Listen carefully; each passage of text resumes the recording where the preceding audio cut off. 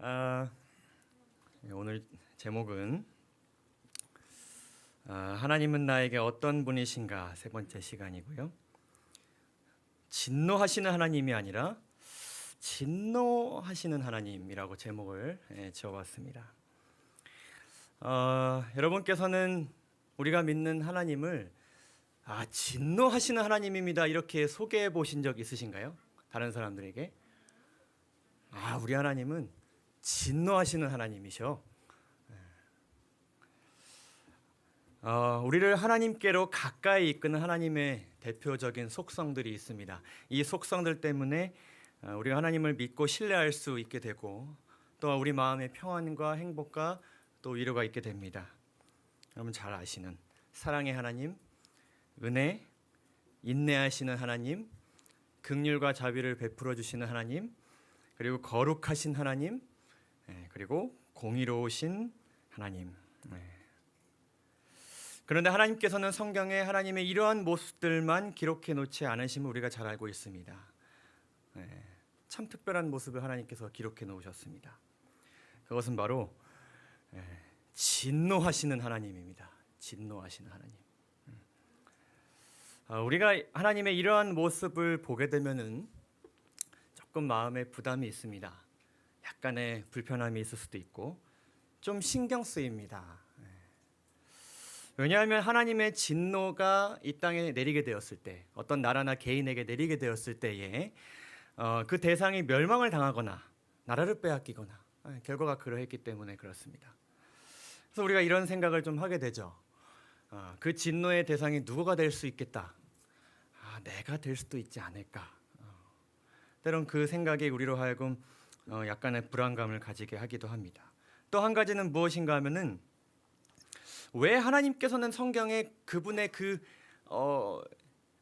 분노가 이렇게 크게 드러나는 모습을 기록해 놓으셔서 하나님에 대해 알아가는 많은 사람들에게 오해를 받으실까? 여러분들이 보신 적이 없고 제 와이프만 보는 제 모습이 있습니다. 조금 뭔가 이렇게 빠진 듯한 제 모습이 있습니다. 뭔지는 비밀이지만 어쨌든 있습니다. 그래서 제가 어디 나가면 저희 와이프는 그 모습이 나올 만한 조짐이 보일 때 옆에서 굉장히 불안해합니다. 그래서 제 손을 꼭 잡거나 옆구리를 쿡 찌릅니다. 특별히 교회에서 제발 가만히 좀 있어. 물론 저의 이런 모습과 하나님을 감히 비교할 수는 없겠지만요. 절대로 그럴 수는 없겠지만 때로는 그런 생각이 들 때가 있습니다. 왜 하나님께서는 이런 모습을 성경에 이렇게 자주 보이셔가지고 나뿐만 아니라 하나님에 대해 잘 모르는 사람들을 당혹스럽게 하실까? 혹여라도 하나님에 대해서 이렇게 뭔가 마음이 열려져가는 사람에게 여러분 하나님의 진노하시는 모습을 쉽게 이야기하실 수 있으십니까? 저도 목회자지만은 때로는 좀 늦게, 가능하면 좀 나중에 이러한 하나님의 모습을 발견하게 하곤 합니다. 그러나 하나님께서는 분명하게 그분의 진노하시는 모습을 아주 선명하게 성경에 기록해 놓으셨기 때문에 왜 하나님께서는 그것을 기록하셔야만 하셨는가? 그것을 기록하신 하나님을 우리가 오해하지 않고 또 왜곡되게 전달하지 않기 위해서는 특별히 이 하나님의 사랑과 진노하심에 대한 아주 균형진 이해를 우리가 가져야 합니다. 만약 우리가 하나님의 사랑만 강조하고 그것에 대해서만 알아간다면은 죄에 대해 굉장히 무뎌지게 됩니다. 죄에 대한 하나님의 반응을 우리가 조금 외면하게 되면 죄에 대한 하나님의 태도와 하나님의 마음을 우리가 과소평가할 수 있습니다. 또 반대로 하나님의 진노하심만 우리가 알아가게 될 때에 우리가 하나님을 아주 못된 분, 나쁜 분, 혹은 두려운 분, 무서운 분 이렇게 오해할 수도 있게 되는 것이죠. 그래서 오늘 특별히 이 진노하시는 하나님에 대한 말씀을 나누고자 합니다. 그분은 사랑의 하나님과 동일한 하나님이시고 우리에게 반드시 필요한 하나님의 속성이라는 것, 그 진노하심이 우리에게 반드시 필요한 하나님의 모습이라는 것을 우리가 알아가는 그런 시간이 되기를 간절히 소망합니다. 첫째로 하나님의 진노란 무엇인가? 나훔 1장 6절을 보게 되면 이렇게 기록합니다. 누가 능히 그 분노하신 앞에 서며 누가 능히 그 진노를 감당하랴. 세상의 그 어떤 인간도 하나님의 이 맹렬한 분노, 하나님의 진노를 감당할 수 없다라고 성경이 기록하고 있습니다. 이 구약 성경에서 특별히 기록된 이 진노라는 단어는 여러 가지 원어들로 표현됩니다. 보시는 바와 같이 여러 가지로 표현되는데 그 의미들은 불쾌하다, 분노하다, 혹은 경노하다의 의미가 이제 담겨져 있습니다. 그런데 이 의미들은 그냥 우리가 좀 화가 난다, 불쾌하다, 뭐 그냥 기분이 나쁘다 정도의 의미가 아닙니다. 화냄보다 훨씬 강한 의미입니다. 그래서 이 원어에 대한 이 성경 그 사전을 보게 되면 분노의 어떤 모습? 넘쳐 흐르는 모습. 분노가 막 머리끝까지 가득 차가지고 이게 막 흘러 넘치는 그런 모습의 그러한 의미가 이 단어 속에 담겨져 있습니다. 그래서 어쨌든 이렇게 강렬한 분노를 하나님께서 가지실 때가 있다는 것이에요. 무엇 때문에 하나님께서 그렇게까지 세상 누구도 감당할 수 없을 만큼의 분노를 나타내시는가? 역대하 24장 18절을 보게 되면 그 열조의 하나님 여호와의 전을 버리고 아세라 목상과 우상을 섬기는 거로 이 뭐로 인하여 죄로 인하여 진노가 유다와 예루살렘에 임하게 되었다라고 기록하고 있습니다. 간단하게 결론부터 말씀드리자면 진노는 뭐에 대한 하나님의 반응이에요? 죄에 대한 하나님의 반응입니다. 근데 성경에는 이런 기록도 있어요. 시편 5편 4절을 보게 되면 주는 죄악을 기뻐하는 신이 아니시다. 죄에 대해서 기뻐하지 않으신다는 말씀이죠. 악이 주와 함께 유하지 못한다. 그래서 죄에 대한 하나님의 마음과 자세를 우리가 여러 가지로 생각해 볼 수 있습니다. 하나님께서는 죄를 기뻐하시지 않는구나, 좋아하시지 않는구나, 혹은 좀 불편하게 여기시는구나, 뭐 탐탁치 않게 여기시는구나, 이렇게 생각할 수도 있어요. 여러분 만약에 어떤 사람이 자신이 뭔가를 싫어하는 제가 사촌 동생 중에서 세상에서 오이를 제일 싫어하는 동생이 하나 있습니다. 여러분 오이 싫어하는 분 만나보셨나요? 오이를 굉장히 혐오하는 분들이 계세요. 근데 그 친구는 오이란 말만 들어도 이렇게 식은땀이 이렇게 나는 그런 친구예요. 그 냄새와 그 역함이 막 온몸을 막 감싸가지고요. 근데 제가 이제 그 친구한테 오이 오자도 얘기하지 않는 이유가 있습니다. 왜냐하면 제가 오이란 말만 해도 어떻게 반응하니까, 형 오이 얘기하지 마. 여러분 하나님께서 죄에 대해서 불편하다, 가까이 있기가 좀 꺼림직하다라고 죄에 대한 반응을 우리에게 보여주셨더라면 하나님께서는 죄에 대해서 이 정도 싫어하시는구나라고 이해했을 것입니다. 그런데 죄에 대해서 하나님께서 진노하시는 모습을 우리에게 보여주심으로 인하여서 우리는 두 가지 사실을 분명하게 알 수 있어요. 하나님은 죄를 아주 분명하게 미워하신다. 더 나아가서 하나님께서는 죄를 얼마나 미워하시는지, 하나님은 죄를 저렇게까지 미워하시는구나 라는 것을 우리가 알 수 있게 되는 것이에요. 그래서 죄에 대해서 하나님께서 우리에게 이런 격한 반응을 보여주시는 것은 어떻게 보면 우리에게는 큰 은혜입니다. 만약 하나님께서 이러한 모습을 보이지 않으셨다면 우리가 죄를 좀 같이 있으면 조금 불편한 정도로 이해했을지 모르겠습니다. 하나님께서 죄를 그렇게까지 미워하시는 이유는 여러 가지가 있습니다. 어떤 우리와 관련된 그런 이유들을 살펴보면 대표적으로 이런 것들이 있죠. 죄가 우리를 하나님으로부터 분리시켰기 때문에, 또 죄가 우리로 하여금 진리를 보지 못하게 하기 때문에, 또 죄가 우리를 우리 스스로 벗어날 수 없는 노예로 만들었기 때문에, 그리고 마침내 멸망으로 이끌기 때문에, 또 죄가 하나님을 향한 우리의 사랑을 약화시키기 때문에, 하나님이 아닌 다른 사랑을 자꾸 사랑하게 만들기 때문에 하나님께서는 죄를 미워하십니다. 그런데 좀 더 본질적으로 하나님의 본성적인 것을 우리가 살펴보게 되면은, 그것은 하나님의 가장 고귀한 속성인 거룩함과 반대되기 때문에 하나님께서는 죄를 미워하십니다. 아주 불쾌하고 불편해하십니다. 여러분, 이 거룩에 대해서 여러분 이제 재림연수원 가시면 금요일 저녁에 이제 아주 좋은 강의를 듣게 되실 것입니다. 제가 그것을 듣고 아주 큰 깨달음을 얻게 되었는데요. 이 거룩하신 분, 모든 면에서 어떤 점도 흠도 없으신 아주 완벽하게 깨끗하신 분께서 거룩하지 못한 존재와 이렇게 가까이 하시게 되었을 때 하나님께서 어떻게 반응하시는지를 우리가 이 출애굽기 19장 내용을 통해서 우리가 알 수 있습니다. 이제 하나님께서, 여호와 하나님께서 십계명을 백성들에게, 그분께서 구원하신 백성들에게 계명을 주시기 직전에 하나님께서 그들과 아주 가까이 내려오시게 될 텐데, 그 전에 너희들이 해야 될 것이 분명하게 있다고 하시면서 여러 가지 말씀을 주셨는데요. 이런 말씀이 있습니다.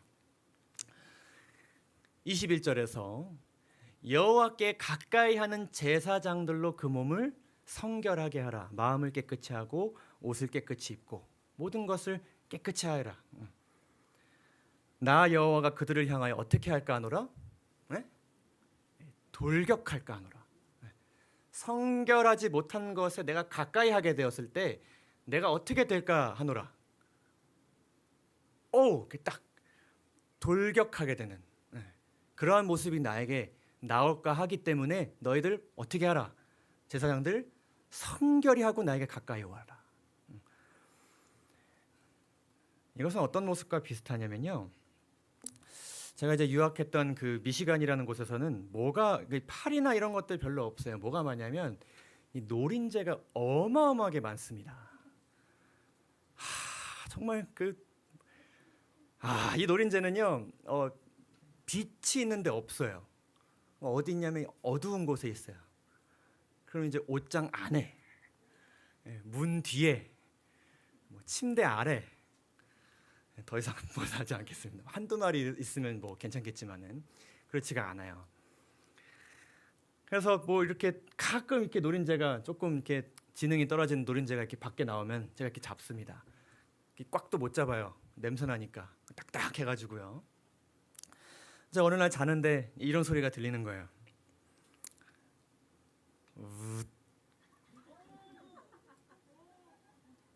제가 그렇게 어떻게 했을까요? 노린재가 내 입에 붙었네. 이 노린재는 내가 잘못하면 씹을 수도 있고 아주 더럽고 불쾌할 수 있으니까 이 노린재를 떼어버려야지 하면서 제가 노린재를 뗐을까요? 그냥 노린재가 내 몸에 닿았다는 것만으로도 막 불쾌하고요. 잠이 안 오고, 잠잘 때마다 계속 입이 신경 쓰여서 잠도 못 자고요.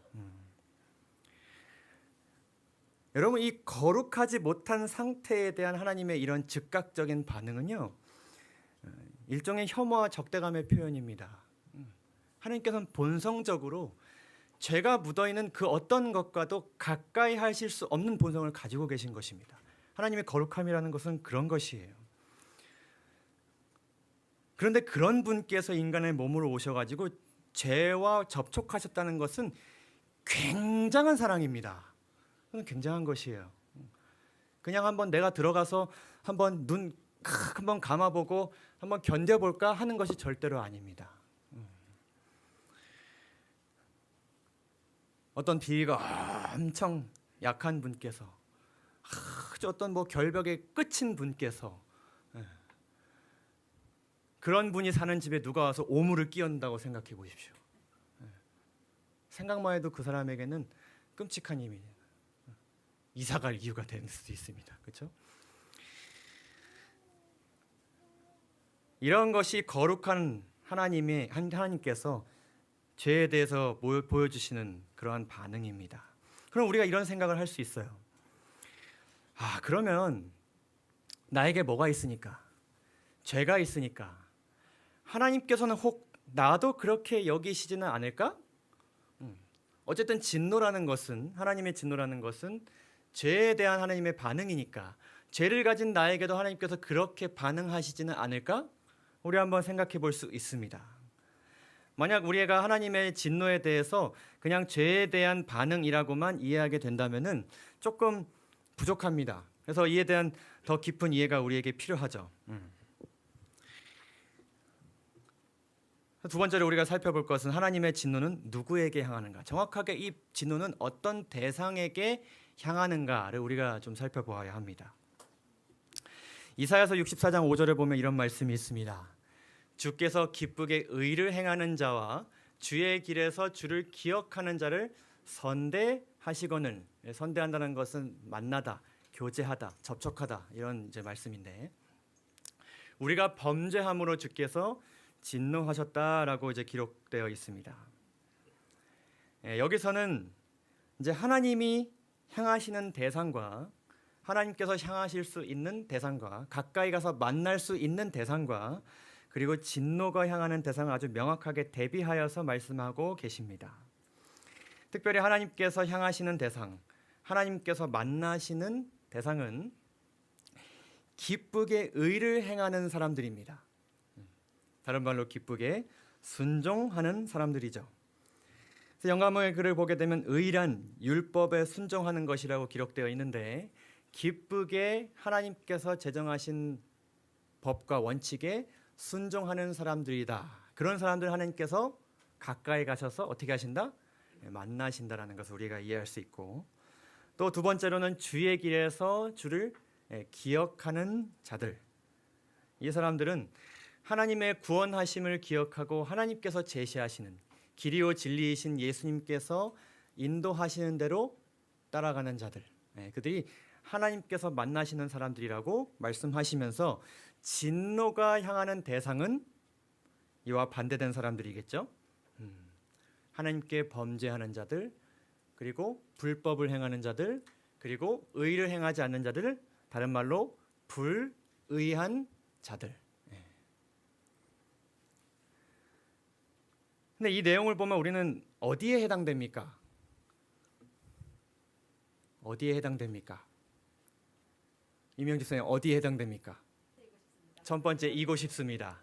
우리는 사실 둘 다 해당되기도 합니다. 그렇게 이해될 수도 있어요. 좀 더 이거에 대해서 좀 더 우리가 구체적으로 살펴보면요, 이 불법을 행한다, 혹은 범죄한다, 혹은 불의한다라는 것을 골로새서 3장에 이렇게 기록되어 있습니다. 그러므로 땅에 있는 지체를 죽이라. 곧 음란과 부정과 사욕과 악한 정욕과 탐심이니, 탐심은 무엇이라? 우상 숭배니라. 이것들을 인하여 하나님의 진노가 임하게 되었다라고 기록하고 있습니다. 우상 숭배란 여러분 무엇입니까? 그것은 하나님께서 계셔야 할 자리에, 곧 마음속에 하나님이 아닌 무엇이 있는 거예요? 다른 것, 혹은 내가 있는 것, 그리고 내가 스스로 선택하여서 그 자리에 하나님이 아닌 것을 자리하게 하는 것, 그것이 우상 숭배죠. 그래서 우리가 살펴보았던 아까 그 역대하의 말씀에서도 그 열조의 하나님 여호와의 전을 버리고 아세라 목상과 우상, 하나님이 아닌 다른 대상을 섬긴 고로 이 죄로 인하여 진노가 임하게 되었다라고 명확하게 기록하고 계십니다. 그런데 중요한 것은 어떤 사람들이 이러한 범죄를 저지르는 것인가, 그것이 또 중요하겠죠. 아까 우리가 살펴보았던 이 골로새서 3장 5절에서 6절의 말씀 이전에 골로새서 3장 1절을 보게 되면은 이 말씀이 주어진 대상이 있습니다. 그 대상은 누구인가 하면은 그리스도와 함께 다시 살리심을 받은 자들이에요. 그리고 내가 구원받았음을, 그리스도와 함께 다시 살리심을 받았음을 믿는 사람들이에요. 그런 사람들이 하나님이 아닌 다른 것을 숭배하면 안 되는 것이에요. 여러분, 성경에서는 알고도 범죄를 행하는 것에 대해서 아주 심각하게 다루십니다. 알고도 행하는 것. 나의 죄를 구원하시기 위해서 하나님께서 어떠한 대가까지 치르셔야 했는지를 알면서도, 어제 우리 집사님의 그런 긴 이야기처럼 지금껏 우리가 다르게 살아왔을지라도 그 모든 인생이 하나님의 인도하심 안에서 지금까지 우리가 무사히 잘 왔다는 것을 알면서도 하나님의 말씀대로 살지 아니하는 것. 이러므로 사람이 선을 행할 줄 알고도 행치 아니하면 죄다. 그래서 불의한다는 것은 알고도 외면하는 것, 경험하고도 순종하지 아니하는 것이라고 할 수 있겠고, 그러한 대상에게 무엇이 내린다? 하나님의 진노하심이 내린다라고 우리가 이해할 수 있겠어요.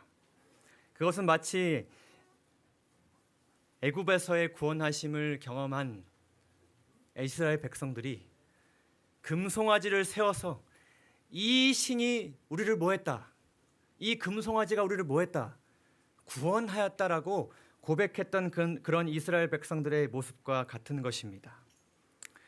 고대의 이스라엘 백성들이 그러했듯이 하나님의 능력이 뚜렷하게 나타나는 것을 보게 하심으로 그분께서 특별히 영광스럽게 하신 자들이 그분의 명백한 지시를 감히 멸시하기까지 할 때는 그분의 진노의 대상이 된다라고 기록하고 있습니다. 그래서 우리가 정리해서 생각해 보면 하나님의 진노는 누구에게 향하는가? 하나님의 진노는 그냥 죄가 있는 아무 곳에나 그냥 하나님께서 진노하시 막 여기저기 막 그냥 진노 죄 묻어 있다고 욱하시고 죄 있다고 성내시고 진노하시고 이런 것이 절대로 아니십니다. 명확하게 대상이 있어요. 하나님께서는 특별히 하나님의 사랑과 구원하심을 알고도 의도적으로 불의의 길, 사단이 이끄는 그 길을 선택하는 자들에게 진노하십니다. 그분의 진노는 죄를 사랑하기로 선택한 자들에 대한 하나님의 안타까운 심정의 표현입니다. 그리고 그분의 진노는 그냥 죄가 묻어 있다고 아무 곳에서나 그냥 다 그분의 진노가 표현되는 것이 아니고, 정확하게 하나님께서 베푸신 구원과 사랑과 그리고 그것이 동기가 되어 지키라고 명하신 하나님의 율법과 공의로움에 기초하고, 무엇보다 그냥 죄 한 번 지었다고 진노를 바로 내리시는 것이 아니라 오래 참으시는 그러한 하나님의 모습에 기초된 것입니다. 그렇기 때문에 여러분, 하나님의 진노하심은 이 우리가 가진 그 죄된 본성에서 나오는 우리의 어떤 화냄, 성냄과 분명하게 구별됩니다. 신약을 여러분 보시게 되면은 하나님의 진노를 나타낸 헬라어와 인간의 성냄을 나타낸 헬라어는 다릅니다. 그래서 야고보서 1장 10절을 보게 되면 성내지 말라. 가끔은 너네가 성낼 일들도 있게 될 것이지만 뭐하지 말라. 성내지 말라. 이렇게 말씀하셨습니다. 우리가 때로는요, 이런 생각을 할 수가 있어요.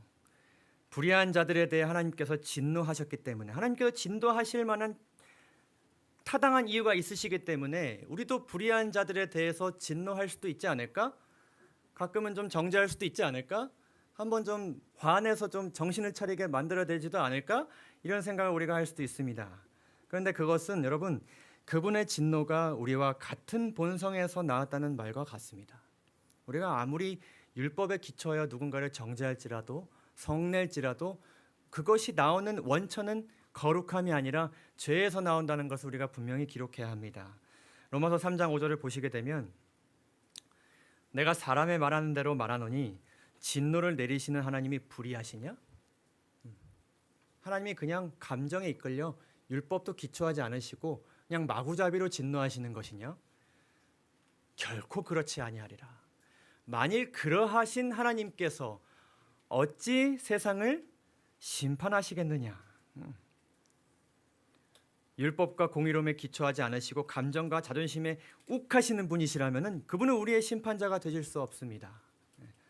사단의 그 고발에 하나님의 진노하심이 잘못된 것으로 받아들여지게 될 것이죠. 그러나 하나님께서는 그렇지 않으십니다. 또한 불의한 자들에 대한 진노는 우리가 할 일이 아니라 거룩하신 심판자께서 하실 일이라고 우리에게 분명하게 말씀하십니다. 로마서 12장 19절을 보시게 되면 내 사랑하는 자들아 너희가 친히 원수를 갚지 말고 누구에게 맡기라? 진노하심에 맡기라. 기록되었으되 원수 갚는 것이 내게 있으니 내가 갚으리라고 주께서 말씀하시니라. 자, 그렇다면 우리가 또 살펴볼 것은 그래요. 불의한 자들에게 하나님의 진노가 임하게 된다는 것 우리가 깨닫게 되는데, 그러면 그분의 진노가 불의한 자들에게 어떤 방식으로 임하겠는가? 또 우리가 알아야겠죠. 먼저 우리가 살펴볼 것은 진노하시기 전 오래 참으시는 하나님의 모습입니다. 출애굽기 34장 6절을 보시게 되면 여호와께서 그의 앞으로 지나시며 반포하시되 여호와로라 여호와로라 자비롭고 은혜롭고 노하기를 더디하고 인자와 진실이 많은 하나님이시라. 이 말씀을 통해 우리가 두 가지를 알 수 있게 됩니다. 하나님께서는 분명하게 노하신다. 그리고 노하시긴 노하시는데 그냥 내가 원하는 때 그냥 아무렇게나 노하시는 것이 아니라 어떻게 하신다? 노하기를 더디하신다.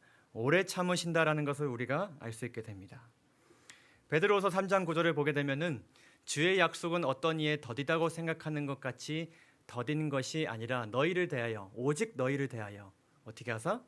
오래 참으사 아무도 멸망치 않고 다 회개하기에 이르기를 원하시느니라라고 기록되어 있습니다. 그래서 하나님의 진노가 불의한 자들에게 임하기까지는 하나님의 오래 참음이 있게 된다는 것입니다. 물론 그 오래 참음이 얼마나 길지는 우리가 잘 모르겠지만요. 그러나 하나님께서는 자비하시고 긍휼하셔서 최대한 참으실 수 있는 만큼 하나님께서는 참으십니다. 돌이킬 수 있는 기회를 주시는 것이죠. 그래서 이에 대해서 성경은 이러한 비유로 우리에게 설명합니다. 진노에 뭐가 찬다? 잔이 찬다. 잔이 찬다.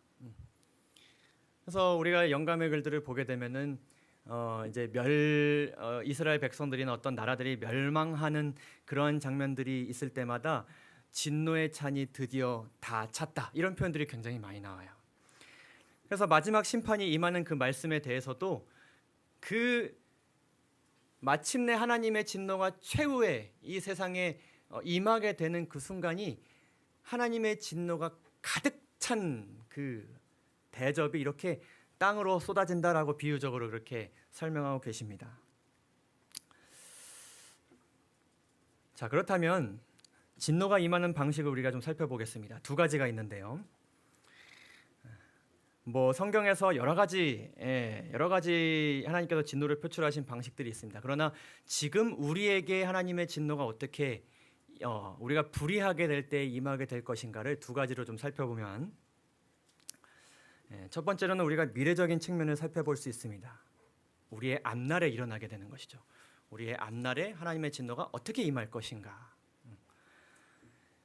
그것은 최종적인 심판과 영원한 멸망으로 하나님의 진노가 임하게 될 것입니다. 계시록 14장을 보시게 되면 세 천사의 기별 중 셋째 천사의 기별이죠.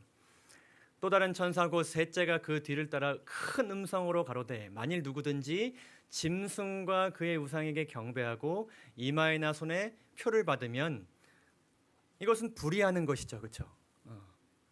의도적으로 하나님께서 받지 말라 하신 것을 받기로 선택한 자들, 만약에 그렇게 한다 그러면 하나님의 진노의 포도주를 마시게 될 것이다.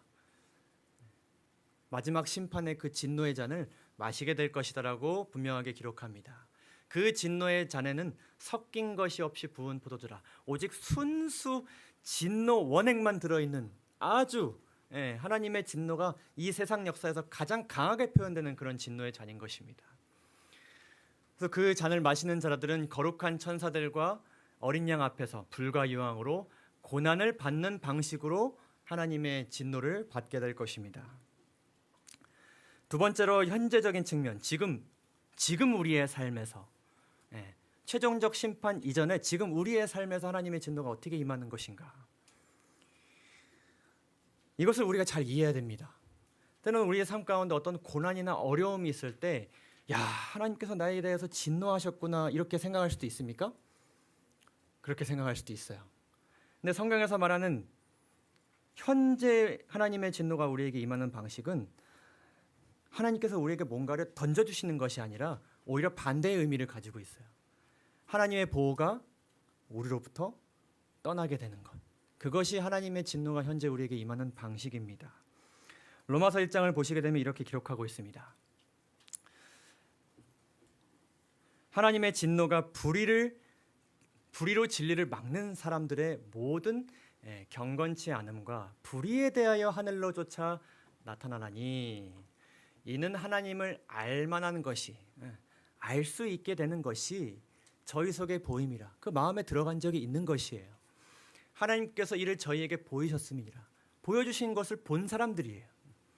근데 창세로부터 그의 보이지 아니하는 것들 곧 그의 영원하신 능력과 신성이 그 만드신 만물에 분명히 보여 알게 되나니 더 이상 하나님에 대해서 핑계치 못할 만큼의 지식과 마음과 섭리를 그애들의 마음 가운데 부어주셨는데 하나님을 알지만 알고도 하나님으로 영화롭게 아니하고 감사치도 아니하고 오히려 그 생각이 허망하여지며 미련한 마음이 어두워졌나니 스스로 지혜 있다 하나 우준하게 되어 썩어지지 아니하는 하나님의 영광을 썩어질 사람과 금수와 버러지 형상의 우상으로 바꾸어 버렸다. 다 경험하고 깨닫고 알게 되었음에도 불구하고 그러한 하나님의 은혜에도 불구하고 경배의 대상을 하나님이 아닌 다른 대상으로 바꾸어 버린 것이에요. 그러므로 하나님께서 어떻게 하시느냐? 하나님께서 저희를 마음의 정욕대로 더러움에 어떻게 하셨다? 내어 버려두사. 이를 인하여 하나님께서 저희를 부끄러운 욕심에 내어 버려두사. 또한 저희가 마음에 하나님이 두기를 싫어하매 하나님께서 저희를 그 상실한 마음대로 내어 버려두사. 내어 버리신다는 것은 너희 마음대로 해라 이런 말씀은 아니고요. 하나님께서 주신 그 자유의지로 하나님을 믿는 믿음을 의도적으로 거부한 자들의 양심에 더 이상 하나님께서 간섭하실 수 없다는 것을 의미합니다. 더 이상 하나님의 음성이 이 사람에게는 영향이 없는 거예요. 닫혀버린 것입니다. 그래서 구약에서도 이제 하나님의 진노가 백성들에게 임할 때도 하나님께서 뭔가를 내리신다기보다는 이스라엘 자손이 여호와의 목전에 악을 행하고 애굽에서 그들을 인도하여 낸 여호와 하나님을 그들이 버리고 다른 신을 절하게 다른 신을 경배하게 되었을 때에 여호와께서 이스라엘에게 진노하사 자신의 손 안에 있었던 그 이스라엘 백성들에게서 손을 떼시고 누구의 손을 붙이셨다고요? 죄악의 무리 가운데 그 손을 붙이신 것으로 그 방식이 그렇게 이루어진다는 것을 우리가 알 수 있게 됩니다. 하나님의 개입이 이제 끝난다는 것을 의미하는 것이었죠. 그것은 이스라엘 백성들에게 아주 무서운 비극을 가지고 왔습니다. 하나님의 진노는 곧 하나님의 보호하심과 개입이 중단되는 방식으로 현재 주어집니다. 이는 내가 하나님을 신뢰하지 않기로 선택할 때 받게 되는 것이고요. 이는 돌이킬 수 없는 영원한 멸망에 누가 빠지는 것이에요? 내가 빠지는 것입니다. 내가 들어가겠다. 하나님 더 이상 내 삶에 간섭하지 마십시오. 거기서부터는 하나님께서 더 이상 해주실 수 있는 것이 없는 것입니다. 로마서 2장 5절을 보게 되면 그것은 하나님의 외침을 외면하는 사람의 고집과 회개하지 않는 마음이 자초한다고 그렇게 기록하고 있습니다. 그러니까 어떤 한 마리의 양이 저 이제 목자 없이 살겠습니다. 저 한번 잘 살아보겠습니다라고 하면서 야생으로 들어가는 것입니다. 근데 목자는 계속 그러면 안 된다. 너 나가면 죽는다. 큰일 난다. 아니요, 저는 더 이상 여기서는 살고 싶지 않습니다. 나가서 조금 살더라도 야생에서 제가 하고 싶은 것 하고 살고 싶습니다 라고 나갈 때 목자가 따라가지 않는 것, 그것이 하나님의 진노가 표현되는 방식인 것이죠. 그것은 목자가 굳이 양에게 고통을 주지 않아도 그냥 그 양은 야생에 들어가자마자 그 안에 있는 모든 생물들의 밥이 되는 것입니다. 그렇다면 우리에게 중요한 하나의 또 적용이 우리에게 필요하겠죠. 그렇다면 우리는 지금 어떻게 해야 하는가? 어떻게 해야 하는가? 지금 우리가 살펴본 내용을 기초로 하여서 시련과 고난이 오게 됐을 때 우리는 이렇게 해야 됩니다. 먼저 나에게 고난과 시련이 있게 될 때에 이를 하나님께서 목적을 가지고 내게 허락하신 일로 여기고 나의 고집을 내려놓고 내 부족함과 죄됨을 인정하고 하나님의 필요를 느끼며 하나님의 섭리와 도우심이 승리로 이끌 것을 믿고 간구한다면 하나님의 진노는 임하지 않습니다. 오히려 하나님의 인도하심, 곧 하나님과 만남, 교제하는 경험을 우리가 하게 되는 것입니다. 그래서 여러분, 불의라는 것은 방향성에 대한 것이기 때문에 내 부족이 큰 문제를 야기했더라도, 큰 어려움에 내가 빠지게 되었을지라도 하나님의 도우심이 필요하다고 느껴진다면 그것은 성령 하나님께서 내 양심 가운데 음성을 들려주시는 것이고, 아직 내가 그것을 들을 수 있을 만한 그런 마음을 하나님께서 우리에게 허락하신 것이라고 생각하면서 현재 어려움은 하나님께서 진노를 나에게 내리셨다고 여기는 것이 아니라 오히려 하나님께서 나를 연단시키시는 과정이 될 것이고 그렇게 될 것으로 우리가 여겨야 됩니다. 그래서 내 삶 가운데 어떤 어려움이 있다고 해서 하나님의 진노가 내게 임했다고 쉽게 단정하거나 낙담하지 말아야 합니다. 이 고난을 내가 하나님의 능력을 통해 넘어가고 싶은 마음이 있다면 말이죠. 그리고 죄를 지었을 때는 또 어떻게 해야 되는가? 죄를 지었을 때 비슷한 맥락입니다. 예수님의 십자가와 하나님의 자비와 용서하심이 내가 죄를 지었을 때 필요하다고 느껴진다면 성령 하나님께서 내 마음을 주관하고 계시다는 증거입니다. 감사한 일이죠. 근데 그러한 마음을 성령께서 주셨다면, 성령께서 죄에 대하여, 의에 대하여, 심판에 대하여 내 마음을 지금 자극시키시고 잘못된 것을 깨닫게 해주신다는 것이 느껴진다면 우리는 하나님의 진노를 받지 않게 되는 것입니다. 죄를 깨닫게 하시는 성령 하나님의 음성을 우리가 대신 계속해서 무시한다면, 대신 그 음성을 무시한다면 그것은 크나큰 죄일 뿐만 아니라 하나님의 진노, 곧 하나님의 내버려 두심을 받게 될 위험이 있습니다. 그래서 마태복음 12장에서 예수님께서는 사람의 모든 죄와 회방, 그리고 인자를 거역하는 것, 그럴 수 있다라고 말씀하십니다. 그래도 된다는 것은 아니고요. 사하심을 얻게 될 만한 거절이라고 말씀하십니다. 설득이 필요한 상황이니까요. 아, 예수님께서 왜 오셨을까? 궁금하고 깨닫지 못한 자에게 하나님께서 그거 못 깨달았다고 막 바로 진노를 내리시는 것이 아니십니다. 하나님께서는 그 마음을 어루만지시고 말씀으로 다가와 주시고 기회를 주시고 또 용서하시고 용서하신 하나님에서 깨닫게 해주시고 또 오래 참으십니다. 그러나 알게 된 자들이, 그것을 알게 된 자들이 성령 하나님께서 그 마음에 계속해서 죄에 대해서 꾸짖으시고 지금 돌이켜야 된다는 음성을 우리가 무시하게 되고 그것을 의도적으로 거역하게 된다면 그것은 우리가 사하심을 얻게 되지 못할 것이라고 예수님께서 분명하게 말씀하셨습니다. 그래서 중요한 것은 여러분, 하나님의 진노는 죄를 지었을 때 오고 짓지 않았을 때 오고 내 몸에 죄가 있을 때 오고 없을 때 안 오고 이러는 것이 아니라 죄를 지었을 때 누구의 인도하심에 나를 맡기느냐에 따라서 하나님의 진노가 임할 수도 있고 피할 수도 있는 것입니다. 여러분, 이것을 잘 이해해 주시기를 간절히 바랍니다. 그래서 결국은 중요한 건 방향성입니다. 방향성. 하나님의 인도하심에 맞춰져 있는 자들은 반드시 진노를 피하게 될 것이고 그렇지 않은 자들은 진노를 반드시 경험하게 될 것입니다. 우리가 실천해야 될 것은 성령의 음성을 듣는 내 양심이 죄에 대해서 무뎌지지 않아야 됩니다. 그래서 매일 우리 임봉경 목사님께서 주신 그 말씀이 참 감동적이었습니다. 어차피 결론은 예수 잘 믿고 말씀 잘 보고 기도하는 것인데, 말씀을 통해서 성령 하나님께서 내 죄를 확인하게 해주시는 그러한 작업을 우리가 매일매일 하면서 동시에 기도로 용서하시는 하나님과 더 나은 품성을 허락하시는 그분의 능력을 우리가 강구하는 노력을 해야 합니다. 열심히 해야 됩니다. 최선을 다해야 됩니다. 그리고 또 한 가지는 무엇인가 하면은 그분의 진노가 성경에 기록됨으로 인하여서 죄에 대한 하나님의 마음을 분명히 깨닫게 해주심에 감사하는 마음을 가지시기 바랍니다.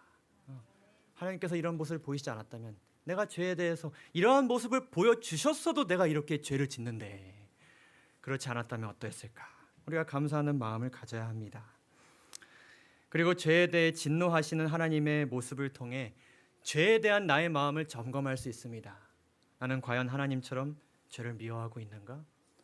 죄를 이렇게 바라보고 있는가? 죄로 인한 이런 결과들에 대해서 하나님처럼 이렇게 내가 안타까워하고 있는가? 당장 해결하고 싶은 문제로 내가 여기고 있는가? 그래서 그분처럼 나도 죄를 미워하는 마음을 가질 수 있도록 하나님에 대해서 우리가 열심히 알아가야 될 것입니다. 여호와를 경외하는 것은 악을 미워하는 것이라. 나는 교만과 거만과 악한 행실과 패역한 입을 미워하느니라. 결론을 지어보면서요, 제가 이 말씀을 마무리하면서 또 한 가지가 또 떠올랐습니다. 그런데 우리가 어떻게 악을 미워할 수 있을까? 또한 이런 질문도 생기게 되었습니다. 우리가 이렇게 열심히 살아가야 되는데 계속 넘어지는 제 자신을 발견하게 되면서 불안과 초조함이 생길 때도 분명히 있습니다. 우리의 신앙에는 늘 기복이라는 것이 존재하니까요. 그래서 그분께 나아가고자 할 때에 이러한 마음들이 우리 마음 가운데 있지는 않을까. 이렇게만 한다면 하나님께서 진노를 나에게 내려주시지 않을 것을 알지만, 때로는 뭔가 나의 노력 때문에 진노를 피하는 것 같다는 느낌이 들 때도 있고요. 우리가 어떻게 이렇게 최선을 다할 수 있을까? 우리는 어떻게 악을 미워하게 될 수 있을까? 여러분, 예수님 덕분에 그것이 가능합니다. 가능합니다. 예수님 덕분에 우리가 죄를 미워하게 됩니다. 여러분, 진노를 피할 수 있는 방법 이전에 우리가 하나님의 진노를 예수 그리스도로 인하여 피할 수 있게 되었음을 가장 먼저 기억하게 되시기를 간절히 바랍니다. 이것이 가장 중요한 것이에요. 그것은 결코 쉽지 않은 일이었습니다. 그 거룩한 하나님께서 그렇게 극악무도한 죄가 너무나도 일반적으로 성행하는 그 죄악, 그 가장 더럽고 가장 거룩하지 못한 곳 안에서 가장 불의한 자들에게 고통을 당하셨습니다. 그것은 예수님으로 하라금 아버지여 하실만 하시거든 이 잔을 내게서 옮겨주시옵소서라는 말이 튀어나도록 하였습니다. 그리고 십자가상에서도 그 거룩한 분께서, 하나님과의 분리를 단 한 번도 경험하지 못하신 분께서 하나님과의 끊어짐을 경험하시고 부르짖으셨습니다. 나의 하나님, 나의 아버지시여, 어찌하여 나를 버리셨나이까? 예수님께서 선택하여 오셨지만 그 모든 하나님의 진노가 임해야 될 그 인간의 죄를 자신이 감당하는 것이 결코 쉬운 일이 아니었습니다. 그러나 예수님께서는 이렇게 또 말씀하셨습니다. 그러나 내 원대로 마옵시고 아버지의 원대로 되기를 원하나이다. 누구 때문에요? 우리 때문에. 아담의 모든 죄가 그분의 마음을 눌렀다. 불법으로 인하여 생긴 죄에 대한 하나님의 불쾌하심, 곧 그분의 무서운 진노가 당신의 아들의 영혼을 전율하게 만들었다. 사단은 맹렬한 유혹으로 예수님의 마음을 쥐어짜듯이 괴롭혔다. 지금이라도 포기해. 모든 것은 숨이 막힐 듯이 침울했다. 그분을 억누르고 있는 것은 죽음의 공포가 아니었다. 십자가의 고통과 치욕이 아니었다. 인간의 죄에 익숙해 있기 때문에 죄의 흉악성을 알지 못하는 것을 아시는 데서 오는 고통이었다.